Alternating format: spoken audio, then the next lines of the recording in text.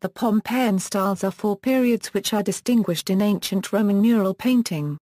They were originally delineated and described by the German archaeologist August Mau, 1840–1909, from the excavation of wall paintings at Pompeii, which is one of the largest group of surviving examples of Roman frescoes. The wall painting styles have allowed art historians to delineate the various phases of interior decoration in the centuries leading up to the eruption of Vesuvius in 79 AD, which both destroyed the city and preserved the paintings, and between stylistic shifts in Roman art. In the succession of styles, there is a reiteration of stylistic themes. The paintings also tell a great deal about the prosperity of the area and specific tastes during the times. The main purpose of these frescoes was to reduce the claustrophobic interiors of Roman rooms, which were windowless and dark. The paintings, full of color and life, brightened up the interior and made the room feel more spacious. First style. The first style, also referred to as structural, incrustation or masonry style, was most popular from 200 BC until 80 BC. It is characterized by the simulation of marble, with other simulated elements, and the use of vivid color, both being a sign of wealth. This style was a replica of that found in the Ptolemaic palaces of the Near East, where the walls were inset with real stones and marbles, and also reflects the spread of Hellenistic culture as Rome interacted and conquered other Greek and Hellenistic states in this period. Mural reproductions of Greek paintings are also found. This style divided the wall into various, multicolored patterns that took the place of extremely expensive cut stone. The first style was also used with other styles for decorating the lower sections of walls that were not seen as much as the higher levels. An example would be the wall painting in the Samnite house in Herculaneum. Second style.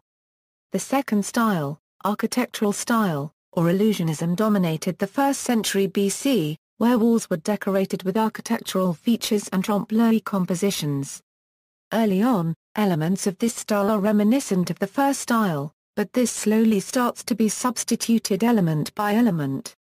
This technique consists of highlighting elements to pass them off as three-dimensional realities, columns for example, dividing the wall space into zones, and was a method widely used by the Romans.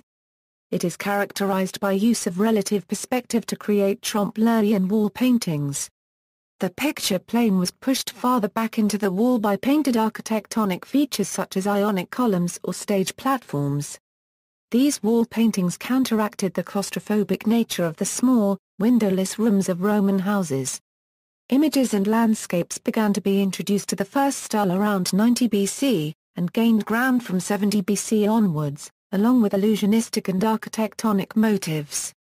Decoration had to give the greatest possible impression of depth.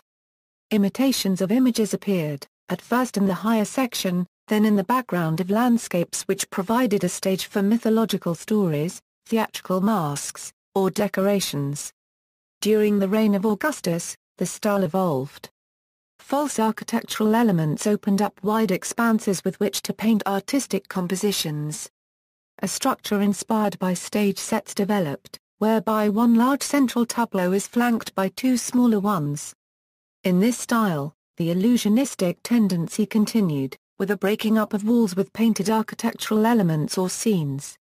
The landscape elements eventually took over to cover the entire wall, with no framing device, so it looked to the viewer as if he or she was merely looking out of a room onto a real scene. Basically, the more developed second style was the antithesis of the first style. Instead on confining and strengthening the walls, the goal was to break down the wall to show scenes of nature and the outside world. Much of the depth of the mature second style comes from the use of aerial perspective that blur the appearance of objects further away. Thus, the foreground is rather precise while the background is somewhat indistinctly purple, blue, and gray. One of the most recognized and unique pieces representing the second style is the Dionysiac Mystery Frieze in the Villa of the Mysteries. This work depicts the Dionysian cult that was made mostly women. In the scene, however, one boy is depicted. Fashionable particularly from the 40s BC onwards, it began to wane in the final decades BC. An example is the architectural painting at the Villa Boscreal at Boscreal. Third style. The third style, or ornate style, was popular around 2010 BC as a reaction to the austerity of the previous period. It leaves room for more figurative and colorful decoration, with an overall more ornamental feeling, and often presents great finesse in execution. This style is typically noted as simplistically elegant. Its main characteristic was departure from illusionistic devices, although these later crept back into this style. It obeyed strict rules of symmetry dictated by the central element, dividing the wall into 3 horizontal and 3 to 5 vertical zones. The vertical zones would be divided up by geometric motifs or bases, or slender columns of foliage hung around candelabra.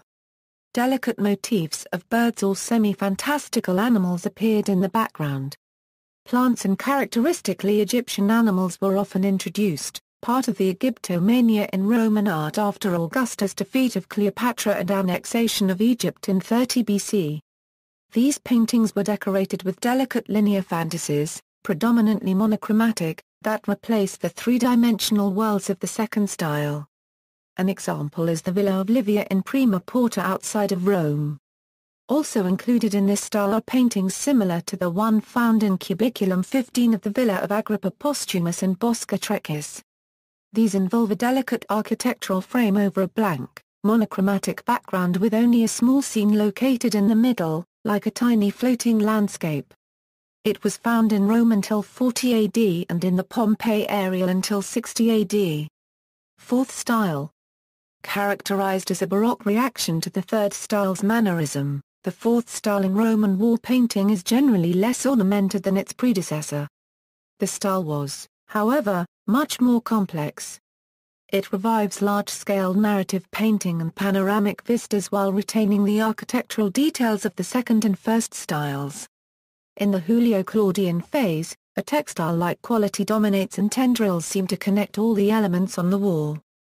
The colors warm up once again, and they are used to advantage in the depiction of scenes drawn from mythology. The overall feeling of the walls typically formed a mosaic of frame pictures that took up entire walls. The lower zones of these walls tended to be composed of the first style. Panels were also used with floral designs on the walls. A prime example of the fourth style is the Ixion room in the House of the Viteur in Pompeii. One of the largest contributions seen in the fourth style is the advancement of still life with intense space and light. Shading was very important in the Roman still life. This style was never truly seen again until 17th and 18th centuries with the Dutch. It was also used in the 17th and 18th centuries with the English. Sources: Metropolitan Museum site on the styles, Pompeian style: a re-examination, Gardner's Art Through the Ages.